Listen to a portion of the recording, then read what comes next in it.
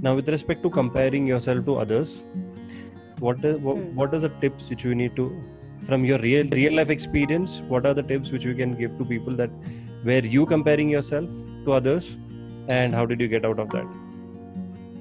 Because I personally have learned a lot from you with that first interaction of yours, that the way your energy is like, man, how can a person be so loud and so friendly to so many people, so many strangers?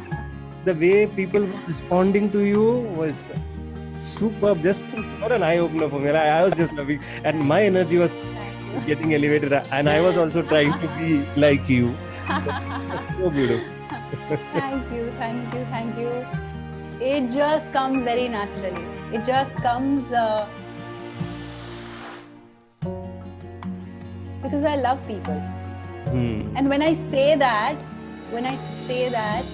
I love them in a way that I want to add value to them. Not in a way that I want to,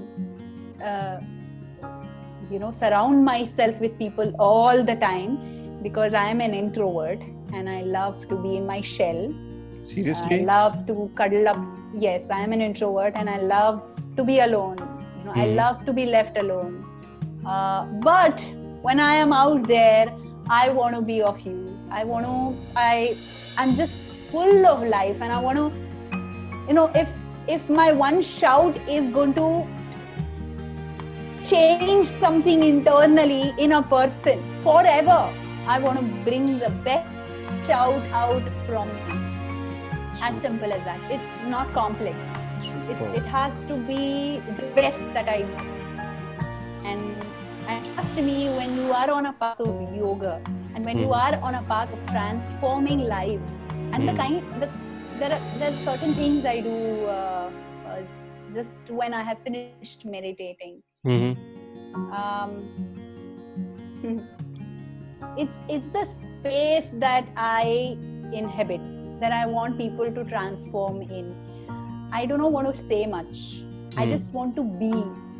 My whole goal, my whole purpose, the way I see it is, I'm sitting in a room and by default people are getting something out of my presence. And each of us individually can do that. Amazing. Each of us individually can do that. It's not magic. It's not a tantra, or it's not nothing. It's merely being that space of emptiness. When you saw me shouting, it was coming from emptiness. I didn't want anything in return. Right? The need for validation, the need for love is all gone. It's taken care of. I am doing that for my own self. That the meditation, I urge you all to do it, is when you come in that space of nothingness, this emptiness, pure. In that space, a lot of people find their own self. That is why when you visit some silent spaces, some temples which have this kind of an energy, you tune into yourself better. Why do you see such places? Is because you then connect with yourself better. You find that space in people too. You see that you are in that calm, and it doesn't mean that only when I'm calm that the space around me will experience calm. There's calmness, your energy as well, your expression as well. Wow. I don't know if I'm doing justice by putting such an intense thing that I do in words, but I just did. I don't want to elaborate on this any further, but this is my purpose, that my presence brings transformation in people's lives that they don't even know has taken place. Amazing. What a beautiful purpose to have. What a beautiful purpose to have. Thank you. And yes, your presence do make a difference. Definitely. Thank you. Love you. Thank you. Love you too. Now, okay. So now we were in the question of judgment. Okay, judgment wala question. So for those people who have a lot of self-judgment, and they also think others are judging themselves, what is that you have to tell to them? And if you had that thought, how do you overcome that? Okay, one I was. Before this, you even asked me about jealousy, right? Did you ask me about comparison? Comparison, yeah. You asked about comparison. Yes, I did. Comparison. All right. So comparison and judgment. Okay. So judging comes from comparison. So, and we are beings who are constantly judging. Yes. Right. As a coach, I am trained to not judge. And it's a every moment awareness. The moment judgment comes, the space around me becomes diluted, disturbed.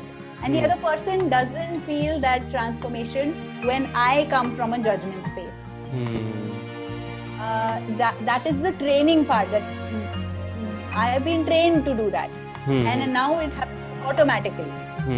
But still there is some judgment at the back of one's mind, not a very strong one, but as human beings, we're all judging all the time. Is this flower better? Which color do I pick? Yellow or pink? You'll pick one color, or you'll pick a combination, because why? There's some judgment happening in your mind. It may not be such a strong one that we call a judgment about others, but we're always judging which vegetable to make today. Right. So there's always something, what time do we meet today, or what purpose do we serve today? There's always this judging and then thing. Right. So it's natural. It comes from comparing.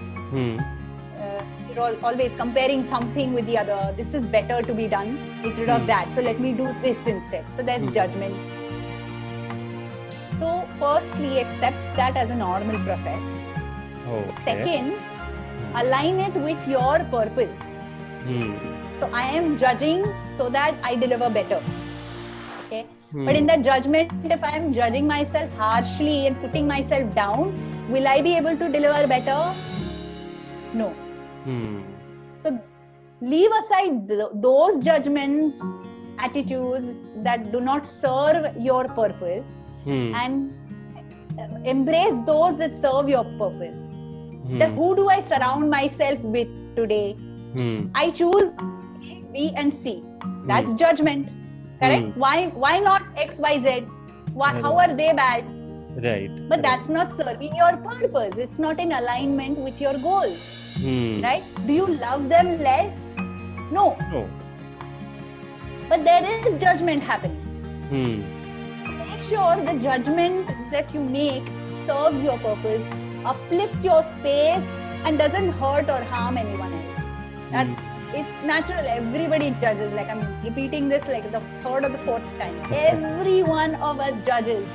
No matter. I mean, we'll have to become Gautam Buddha to just be and just keep doing what one is doing, irrespective of what's happening around. But when we are doers on this planet, we are doing something. We've got to always choose something. That choice comes from a whole lot of judgment. So there's nothing wrong in judgment. Just make sure it's in alignment with your goal. Wonderful, wonderful. I've learned a very new perspective about judgment. It's really good. It's okay to judge, but align that to your purpose. Wow, that gives such a relief. Okay, chalo.